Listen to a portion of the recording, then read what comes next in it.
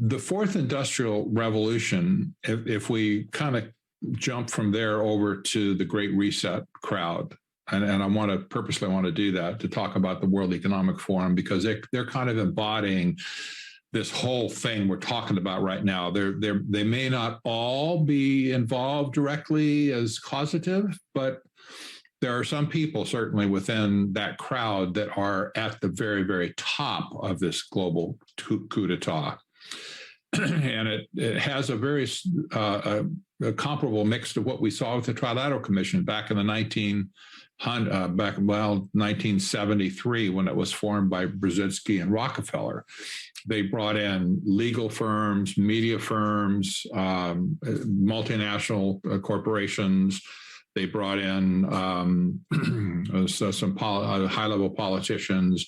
There was a mix of people that they intentionally brought into the Trilateral Commission, and then they executed their plans, and basically they hid so that nobody could really, would be aware of what they're doing. Well, they were hiding back then. They're not hiding anymore. Now we see pretty much the same mix of people accumulating within the World Economic Forum. And the whole vision has been so crystallized in their mind that they now can be public. They can now write openly about what they're doing, and they are. And we don't have to guess anymore at all about what's going on. And so the World Economic Forum that is talking about the Great Reset, they talk about building back better. There's one key thing that people are missing in this battle, and that is that until capitalism and free market economics are slaughtered on the altar, the Great Reset cannot build back better.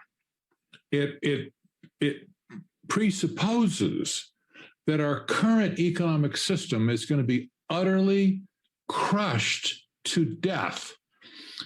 This was kind of the scenario back in the 1930s when technocracy originally came to be, the Great Depression. And after the Great Crash of 29, by 1932, America was in the most desperate economic situation ever been in its history. It was horrible. There were soup lines, unemployment lines. People were dying of diseases and stuff. They couldn't, had no money to get medical help. And so it was a horrible, depressing time in our history. And this is where the technocrat model was originally created for, a resource-based economic system. And they believed, without any help by them, they believed that the economic system was dead. They thought it was just burned to the ground, and they were going to build back better back then.